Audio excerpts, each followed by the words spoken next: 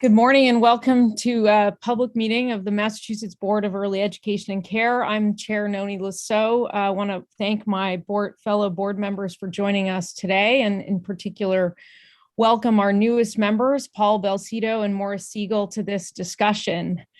This is not a typically organized public meeting.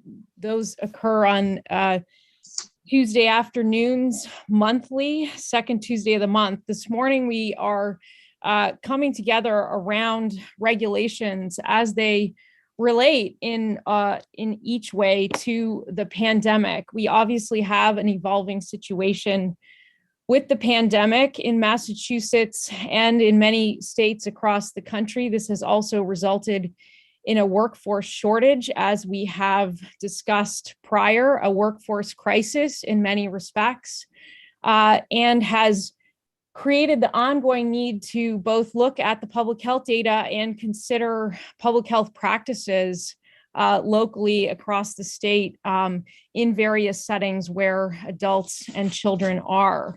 I want to frame today's meeting, therefore, in terms of three issues on the table connected to the pandemic. One, personal protective equipment. Two, CPR expiration, and three, workforce shortage and crisis. Will in fact start with the latter. But I want to frame this bigger picture for my board colleagues in particular and for the field. Obviously, the Secretary and the Commissioner and I have been in regular contact about this evolving situation, not just for 18 months, but very recently. And I think we want to make sure that we're clear on a couple of principles. Foremost, the best line of defense for a recovery and, in fact, for the kind of quality improvement that we all aspire to and have committed to as a board and an agency and in service of the field. Foremost, we want to encourage vaccine uptake among the adults who are with children. Obviously, that is our best line of defense at this moment, while our youngest children in particular are not able to be vaccinated. With that, the Secretary and I and the Commissioner and colleagues at Health and Human Services Department of Public Health are going to continue conversations about access to vaccine uptake among childcare workers, our fabulous practitioners and families. And we'll keep in touch on that initiative as it further unfolds. There are, however, of course, today, 900 plus clinics. Vaccines are indeed widely available to those who are eligible. That's one piece. The second is, of course, that, and this is a segue to our meeting. This is an evolving situation. We need to continue to be responsive and nimble. Today's meeting reflects sort of the circumstances whereby schools are reopening while, in fact, the data on the virus is very dynamic and evolving, and there are lots of question marks about children's health and safety in group settings. So we will work today together and collaborate on some potential for some new regulatory strategies, while also committing to looking for flexibility, being even more data driven and responsive to the data in the coming weeks, and think about special circumstances as the work and the school year unfolds. So thanks again for joining, and we'll continue in our strong partnership with the agency as we do this work in service of the field. Secretary.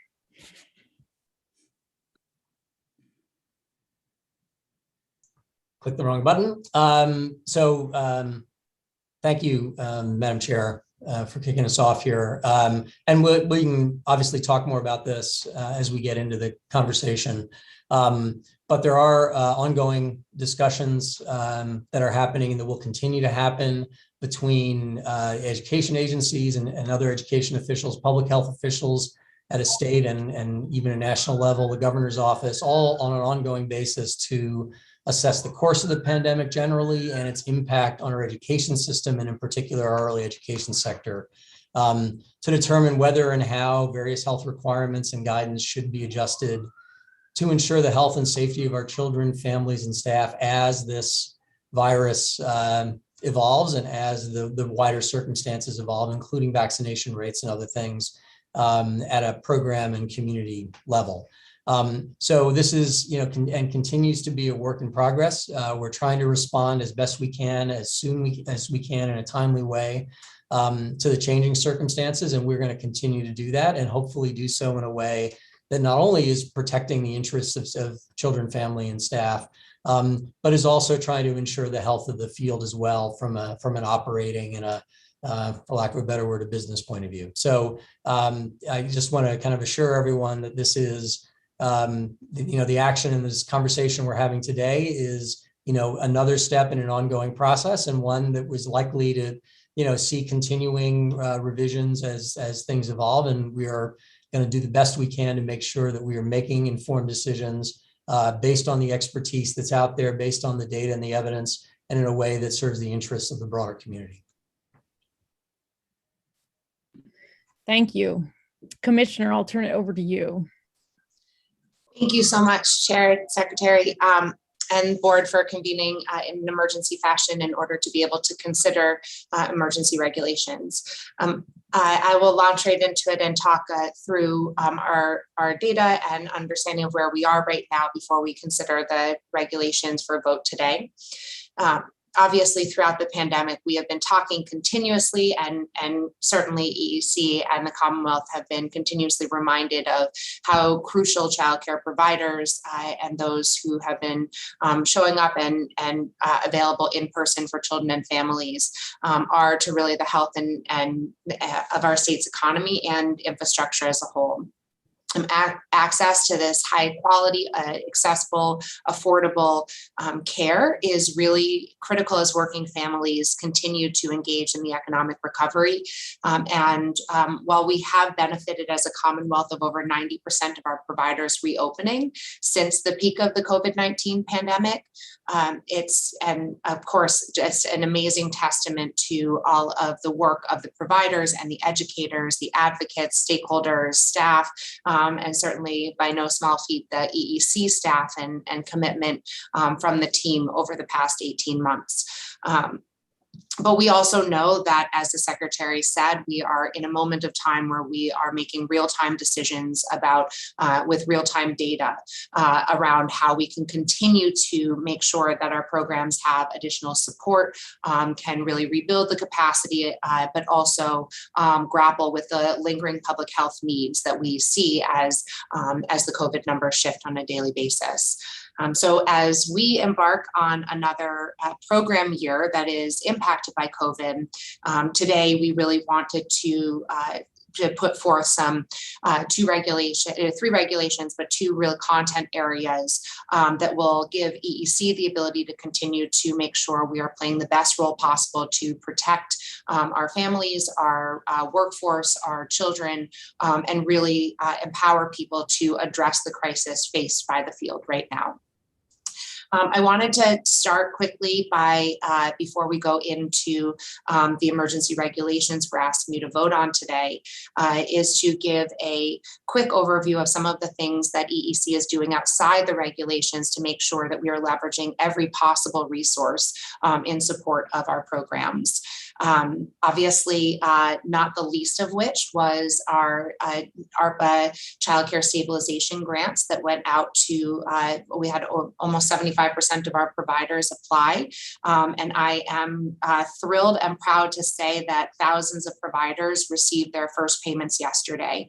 And so those are starting on a monthly basis to be able to go out to programs that are open and serving kids to help support the operational costs we know they're undertaking to stay open during this time.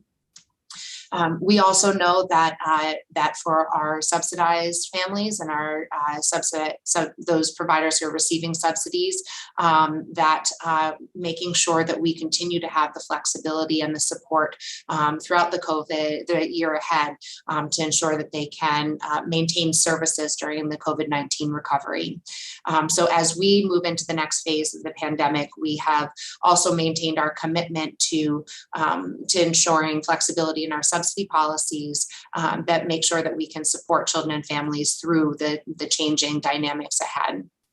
So with the start of the school year approaching, we will be releasing an updated subsidy policy that will take effect in the weeks ahead, making sure that we're confirming that we can continue most of the subsidy policies enacted by EEC throughout the start of FY22, and really continue to pay based on enrollment instead of attendance. So there's no disincentive for families to stay home and protect the community if there is a risk of exposure. That includes unlimited absences for families without penalizing their subsidy, extended job search for families that are continuing to engage in job search activities so they can get back to work, and also making sure that we have streamlined and leveraged all of the electronic systems we put in place so we can minimize contact for people during this time.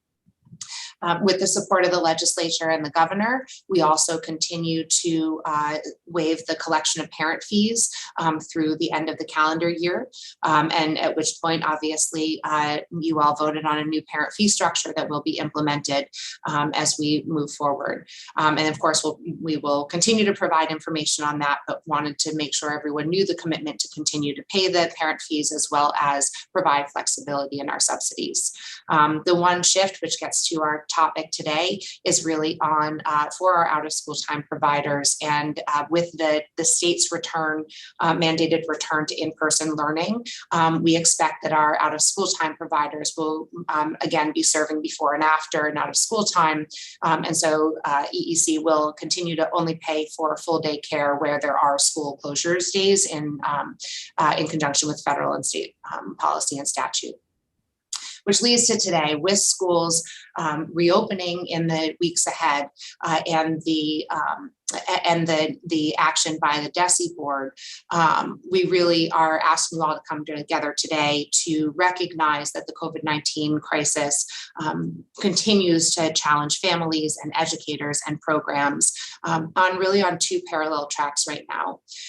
Both we are hearing consistently of the intensifying workforce crisis that not only has long plagued the EEC field, but is significantly more exacerbated as we are working on a statewide economic recovery as well.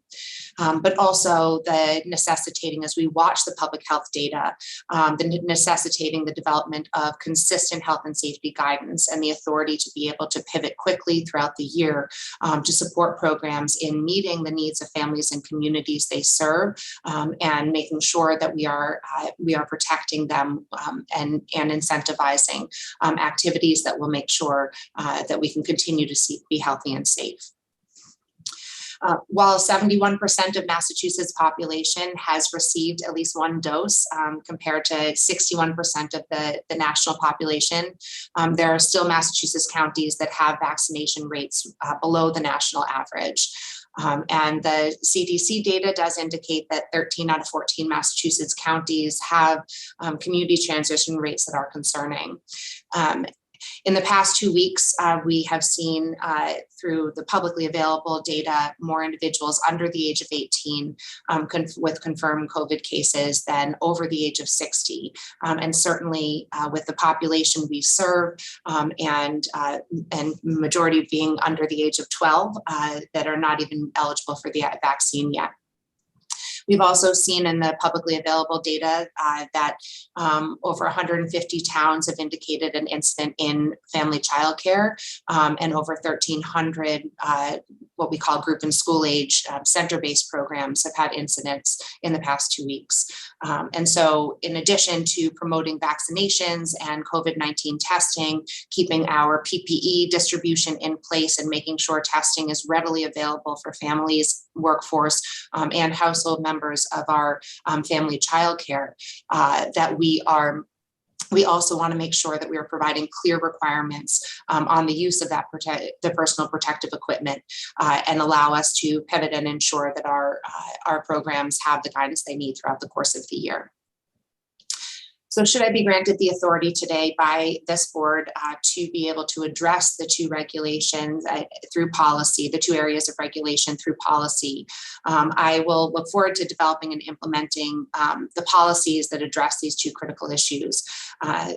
As you all know, emergency regulation processes are very complicated and time intensive for the staff to be able to make sure we are abiding by all of the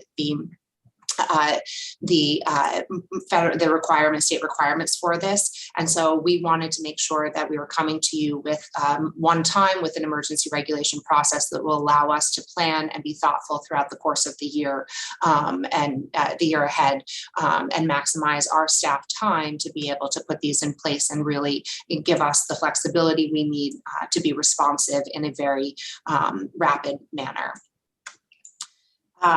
So as we go in today, I will ask Addison to pull up the specific regulations for consideration, and we will talk through those and have time for conversation on both of those specifically.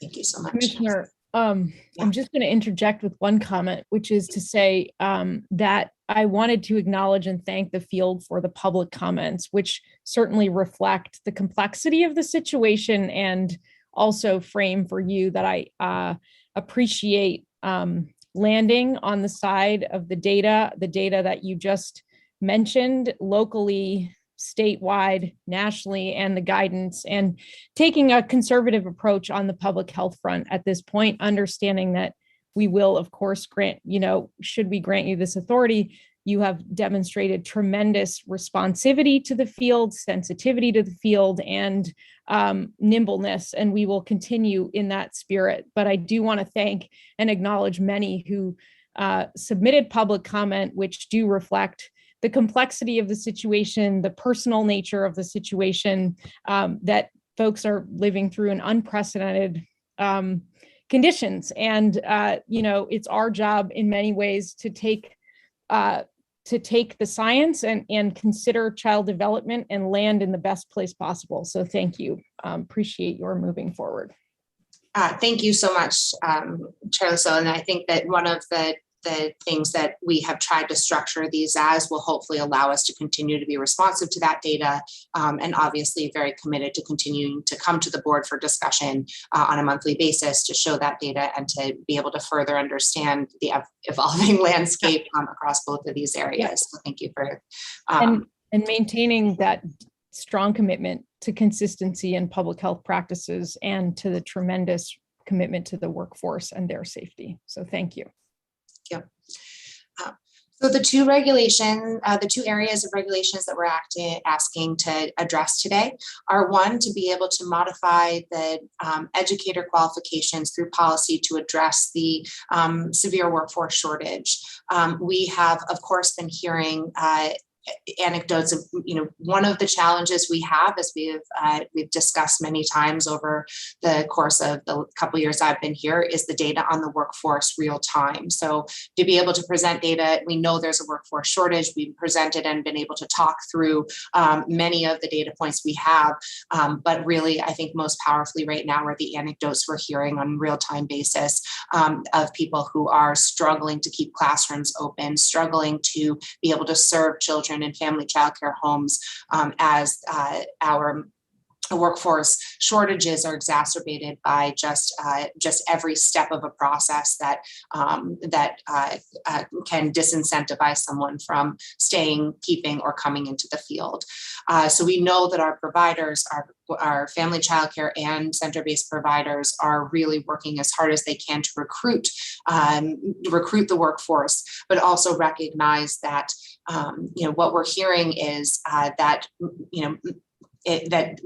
even as people think about compensation, addressing benefits, that it is a hard sell for people to come back into a workforce during a health crisis. And and be able to play this really critical role for the Commonwealth, but also be able to accommodate their own needs, as we've discussed, around their own childcare needs, around their own personal needs as they step back into the workforce.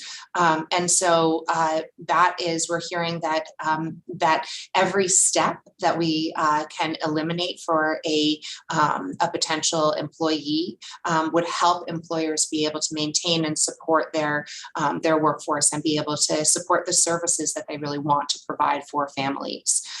So as you all know, the educator requirements, the qualification requirements, and are all laid out in regulation. And so in order to be able to address many of the challenges, we need the flexibility to be able to address those regulations. Many programs have been asking us to move back to the flexibility that we were able to offer during the COVID state of emergency, which obviously we were functioning under executive orders that gave us more flexibility to work around our regulations. And so this is part of the impetus of coming to you today with the request to be able to have some more of that flexibility, the flexible authority back, to be creative and really try to provide standards and revise processes that will streamline steps for the field. Obviously, we will not jeopardize any federal requirements or health and safety requirements. Our background record check process will stay in place, but we really hope to offer you at the September 14th board meeting a plan that would help revise the roadmap and help increase the pipeline of educators. And that at this point, obviously, the regulation is laid out, asks that we will come back with a plan, but with the plan that we anticipate bringing to you on the 14th would include both the policy approach that we would take after further analysis of what flexibility would be most impactful, along with the operational supports and revisions in processes that we'd be able to remove in order to expedite and implement those policies. We'll also be looking to make sure that we are addressing access to higher ed and how our investments in higher education are really increasing access for a potential pipeline. Understanding how these changes will be a step towards the development of our educator registry and credential process that we've talked about as a vision for EEC over time. So we aren't taking steps away from our long-term vision as we make substantive inroads in supporting the crisis itself. But then also really understanding, coming out of conversations with many of you and ongoing conversations with our fellow secretariats of understanding investments in the recruitment pipeline and where EEC might be able to support programs in identifying and accessing more individuals who could be potential employees in our field. And so all of those things will be part of our proposal, but we ask today for the authority to be able to adjust our regulations and policy through policies that could help address the very dire need for workforce interventions in this field during this time. I will stop here and we can discuss this, and then we can move on to the second component for more the health and safety and personal protective equipment component before moving to the vote. And let me just underscore that I appreciate taking this as an opportunity to address what is now an exacerbated situation, and we might call a crisis, but is not a new phenomenon in the field. And so I appreciate that out of this may derive some innovation and some new ways of thinking about recruiting and retaining talented folks to support the next generation. So certainly ties back to our conversations over the last many months, but the last couple of weeks in particular, and while also being clear that there is a real significant issue to address as soon as possible. Other folks have comments or questions about the workforce aspect to this, Sheila? Yes, thank you. And I just wonder, is it the department's intention eventually to restore the qualifications, and this is a temporary adjustment, or can we be reassured that we will get back to qualifications and those that are present now? And Sheila, let me assure you that one of the biggest concerns I have in considering any policy changes is how we don't take steps back for the field as a whole. The state does have a workforce that is certainly a higher level of education than many states have, and we don't want to take steps back on that. So not only, yes, let me address three things I think in your comment. One, I don't think that we would eliminate qualifications altogether. We would revise and find areas for opportunities for streamlining and supporting more flexibility. And so that's the proposal that you'll have on the 14th, is more flexibility within regulations, or specific ones that we would look to adjust to be able to have to address the concerns we're hearing coming from the field. The second thing I will say is that yes, absolutely, there is no intention to move away from qualifications altogether. And I think what we're looking for is to identify those places that don't detract from the overall credential structure that we had been discussing over the last year, and thinking about the credential that would not create additional barriers when we put that in place over years, over the next couple of years. That as we put that in place, that we would not create additional barriers for people, that would easily be folded in and be able to step, I guess, for lack of a better metaphor, step easily onto a career pipeline ladder through that. The third thing I will say is that part of the intention, and I think where we saw this as, again, not taking steps back, but taking steps forward towards that, is one of the areas we've discussed with the field, we've discussed with all of you, is the likelihood that we'll need to address educator specific requirements as opposed to having them embedded in program licensure, so that we are really mirroring what a teacher licensure process that DESE has in place, so we can really think about how we qualify individuals separately. And I think this is an opportunity for us to learn a little bit along the way of what that would look like, so that we are really intentionally building a foundation for the future, while really addressing some of the very key operational and policy barriers that our field are having now. I'll give you a couple examples of areas we were providing flexibility in COVID where people were interested, which in my opinion are not derailing, I think, to your point of taking steps back. Our flexibility in things like the Director 1 and the Director 2 credential, which is minor differences and really part of our regulations, but in a place where you're trying to make sure directors are there and stable, maybe more flexibility we'd be able to offer. And thinking through things like CEUs in addition to credit-bearing courses, so that we can really try to accelerate a pipeline, while we're also, again, my interest in making sure we're describing the access to higher ed, is that doesn't exchange the need for higher ed, but might alleviate an initial burden for people to be able to step into the workforce. And we've heard from our higher ed partners that sometimes CEU courses are a great entry point for new workforce, whereas a credit-bearing course may feel overwhelming. And so, again, trying to learn from that, provide those flexibilities that currently sit in our regulations, but actively take steps towards the new system we see could be simplified and built as well. I just want to thank you so much for your acknowledgement that benefits and wages are a critical piece when we're talking about, recruitment and retention going forward. Thank you.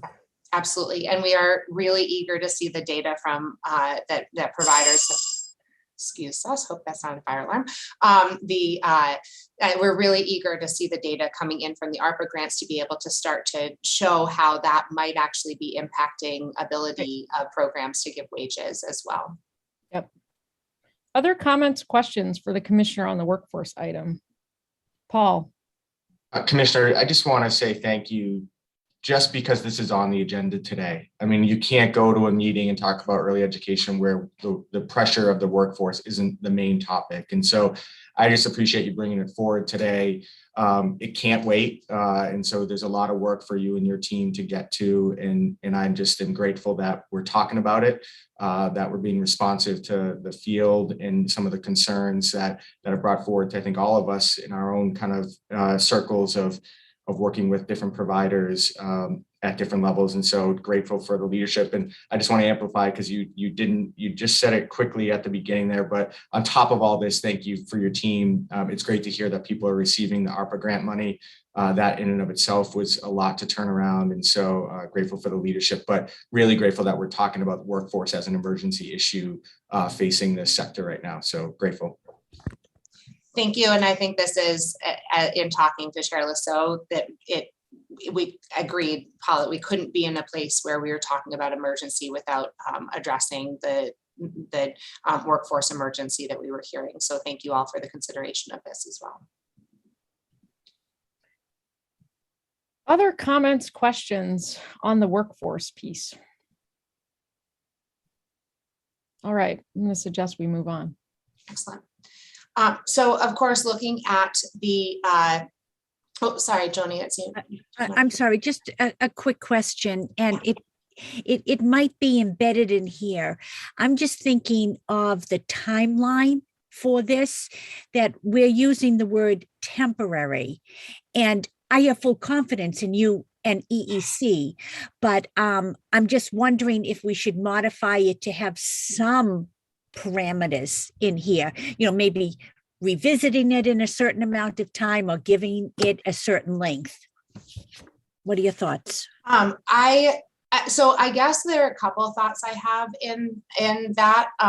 One, my hope would be, as I said, that we'd be actually looking at not necessarily going back to the current system, but adjusting to a new system as we move out of a temporary situation. So very happy to think about timelines for that. I think what we anticipate proposing for the plan at the next board meeting would definitely lay out some timelines and steps at that point. So it might be advantageous to see the full work plans of where things are laid out, and then look at timelines and approve the plan as a whole with the timelines embedded in there. Might be helpful. I guess I hesitate. I will just say, Joey, I hesitate to talk timelines right now because I feel like every time I set a timeline, something happens. So I obviously have a very honest commitment to come back in dialogue and have the conversation. But that is a little bit of the hesitation to commit in regulation to the timeline as opposed to in plan and policy to a timeline that could be adjusted more easily without an emergency board meeting, for example. I agree. I also do think. So I agree, and I'm not going to set a timeline or hold you to one at this very moment, but we have a lot of data to suggest that you will be responsive. I also think it's worth considering, certainly the commissioner and as a board, that there'll be moments where the data is very clear about directionality and next steps, right? So for example, the ARPA data, like very interesting things to learn there quickly, right? In relatively quick terms, coupled with the evolving public health situation. There just may be a juncture in which we say, which is part of why we gather today, right? There are junctures in which we say, it's time to look ahead, or we feel confident looking ahead. Yeah. And I think, one of the things we wanted to make sure that was embedded in the proposed emergency regulation to that point was that the notification to the chair of any modifications, so that there is a constant communication. Obviously, I have no problem being accountable to communication. And so I think making sure that there is active collaboration on adjustments as they're needed, given the fact that best laid plans these days are always seem to be thwarted. All right, great. Let's keep moving. Yeah, no, I appreciate that. So looking at the regulations on health and safety, there are two components here we wanted to hit on and make sure that we were addressing. One is obviously the making sure that in addition to our existing protocols around cleaning that exist and have been shown sufficient, that we are able to address any use of personal protective equipment that the data continues to show is useful in the prevention of transmission. We have, pursuant to the new authority through the emergency regulations, we have planned to adjust our protocols and procedures for implementing mask requirements in our EEC licensed and approved programs. That obviously includes all of our childcare centers, out of school time providers, and the funded programs that are approved by EEC, but do not receive an EEC license. Our residential programs, congregate care programs, would still be following the EOHHS guidance that does require mask utilization that is more appropriate for congregate care settings, and our work and our requirements are intended to align specifically for our after school and out of school time programs with DESE, knowing that we are coming back into a school year in which the mandated in-person learning will have a differentiated impact on our providers who have children who attend school during the day, potentially in different school districts, and making sure that we are doing all we can to protect our providers.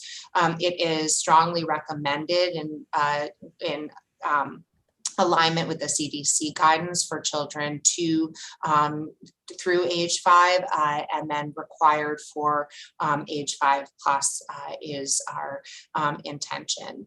Obviously, we will continue to assess the ongoing data that is collected by DPH and indicates the need for continuing these policies in a real-time basis, and the regulation proposed here would allow us to be able to be fluid without having to go through the very elaborate emergency regulation process to make any adjustments. We know that that everyone feels very strongly about this issue, or many people feel very strongly about this issue, and that felt that we need an approach that will ensure not only being able to support our providers in being able to implement policies, but also ensure that we have a proactive approach to education and support for programs. And so we'll continue to implement the proactive communication and intervention strategies we had during the state of emergency with responding to complaints around mask utilization. I also want to highlight that the CPR certification here is a minor clarification for us as well, but it's something that we were finding a lot of confusion keeping people in the field. There were 2 CPR requirements, and given some of the access that we are seeing to specific coursework in CPR, we wanted to make sure we are very clearly identifying the need for our providers to have an active certification based on an accredited CPR trainer, and that we would be monitoring based on the expiration date of that certification. So to make sure that we are addressing all of the needs of our providers and the variety of communities that they're in. We will certainly look and adjust policies as we see the data showing, and the fluidity allowed here will allow us to do so in more real time over the course of the year. I want to touch on, I know that the secretary and the chair mentioned this at the beginning of the conversation, but I really want to also really highlight the need for access to vaccinations as well, and that we know that is a vital component of being able to being able to support health and safety practices in our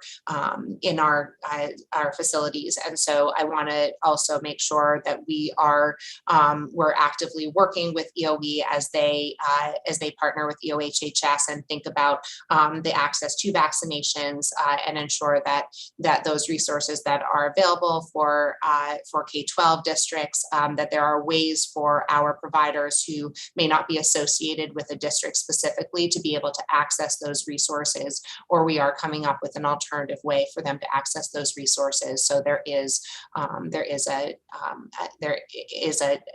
intentional thread there. And Secretary, did you want to add to that? Yeah, Commissioner, thanks. Thanks for mentioning that. Obviously, vaccinations are the most important thing we can do to get on the other side of COVID. And so to the extent we can use this at least as an opportunity to accelerate access and make it easier for people to get access to the vaccine, that's all to the good. There is a portal that's already been set up for a mobile vaccination program that's available to schools, employers, community organizations, childcare providers as well. And the way it works is you go onto the site, you sort of log in some basic information, and a vaccine provider will come to the organization's location to vaccinate individuals. And if it's Moderna and Pfizer, which require 2 administrations, that would essentially mean 2 visits, and that would all be scheduled and can be scheduled through the organizations facilitated by the portal. But of course, to the extent there are special circumstances or challenges that our providers are facing, we are committed to figuring out how to work with them to help navigate or expedite the process. By the way, the URL or the address for that portal is mass.gov/mobile vaccine form. So I encourage folks to check that out to see whether that is a viable option. If it is, obviously, there's no reason not to sort of go ahead and begin trying to schedule a mobile vaccine visit. But at the same time, again, to the extent there are issues that may make that more difficult than through the normal process, we're happy to try to help out any way we can. Excellent. That sounds great. There may be reason we can talk, take it offline, but there may be reason to consider how those might serve some locales and communities and types of settings in the mixed delivery system. Commissioner, thank you for laying this all out. Again, thank you for taking a multi-pronged approach, as you always do, to thinking about our way through, and hopefully, to the Secretary's point, to the backside of this pandemic, while keeping a tremendous commitment to this resilient workforce. I also appreciate on the health and safety front, this is very consistent with the guidance that is out there and what we know from the science. And, hopefully, as you noted, we'll continue to look at the data and think through whether there are reasons to revisit any of this guidance along the way, as we have for the last 18 months. Comments or questions from board colleagues on this, on any of this, which culminates in one vote, which is essentially to turn things back to the commissioner regulation wise, and to look closely at a well-developed policy at our next board meeting that focuses on the workforce. Comments, questions? I have Maura. a question. Oh, Maura, then Allison. Maura, welcome. Hi, everyone. Thank you so much for this and your thoughtfulness. On this last conversation, I just want to make sure I understand this. We just talked about access to vaccines, solving for access.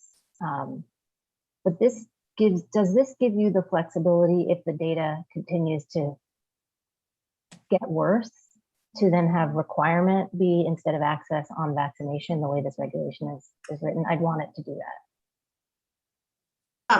I do think that the way that the regulation is written, there is a possibility to add additional health and safety requirements. I think that, again, this would be a multi-department question to be able to address the multiple settings that children and families are utilizing. So, Secretary, I don't know if you want to add some alignment across the departments that way.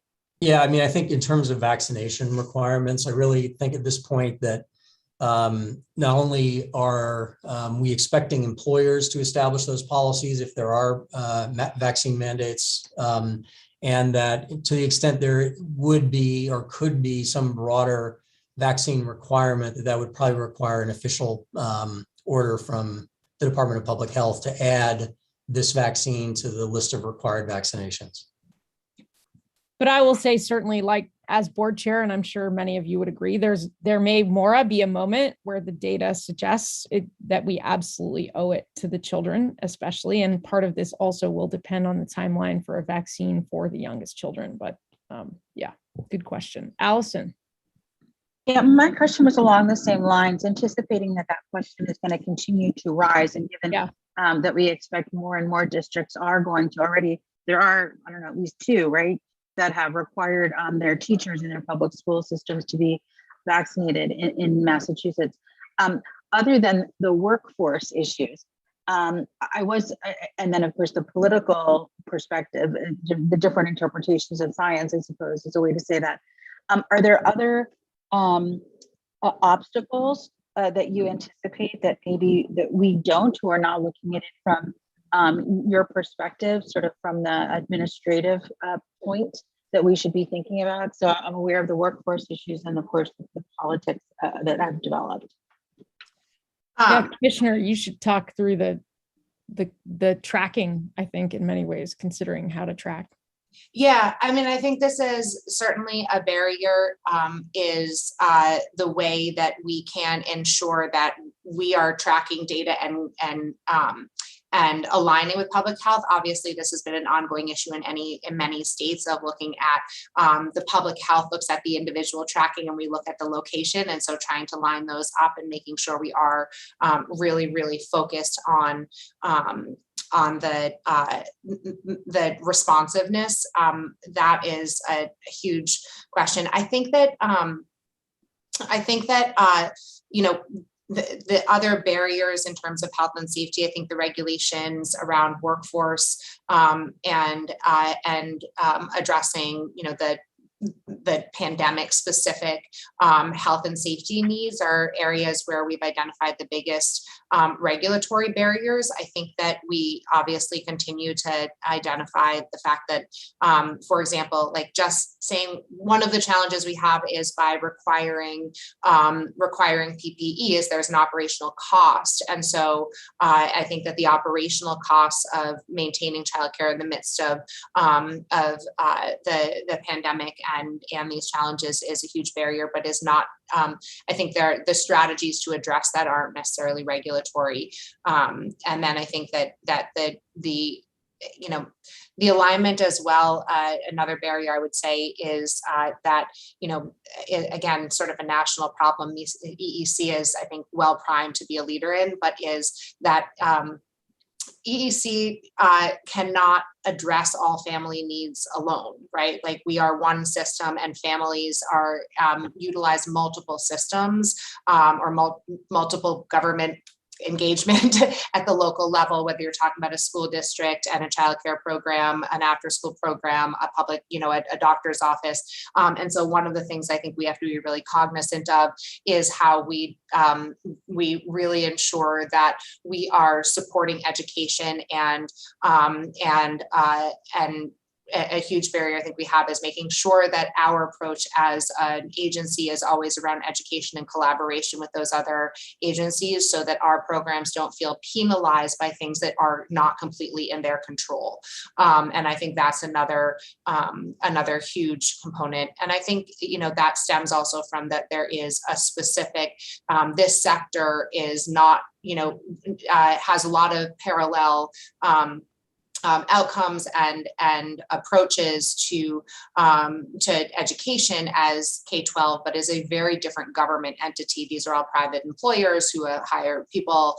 And so there's just a different engagement there. Parents are often paying, 80% of the parents utilizing the system are paying in, and so have a different kind of engagement with a provider. And I think that that is another area where we have to be cognizant of setting regulations, but also eliminating barriers that empower or that can eliminating barriers that prevent our providers from being empowered to set policies that are in the community's best interest, given the fact that that they are often dealing with customer base as well. Thank you. That's really helpful. And just to add again what was said before, I so appreciate your emphasis on following the ongoing science that, in retrospect will be judged by, the decisions we made given the best information we had at the time. So we're with you. Thank you. Well, other comments or questions? Otherwise, I'm going to suggest this is not the end of the conversation. This is an ongoing conversation, and we are at yet another juncture. Last comments, questions?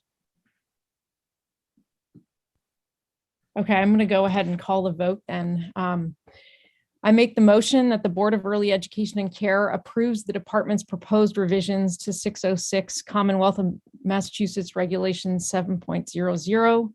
Board also authorizes the Commissioner of Early Education and Care to solicit public comment in accordance with Massachusetts General Law, Chapter 30A on the proposed revised childcare licensing regulations, subject to approval of the final regulations of the board. Do I have a second? Second. Thank you. All right, I'm going to go down my screen. Secretary Pizer. Yes. Paul Belcito. Yes. Allison Schoenwald. Yes. Sheila Balboni. Yes. Joni Block. Yes. David Cruz. Yes. Maura Siegel. Yes. Thank you. Motion passed. And with that, I think this emergency meeting of the board is adjourned. Thank you all. Thank you all. Thank you. Take care, and we'll see you in a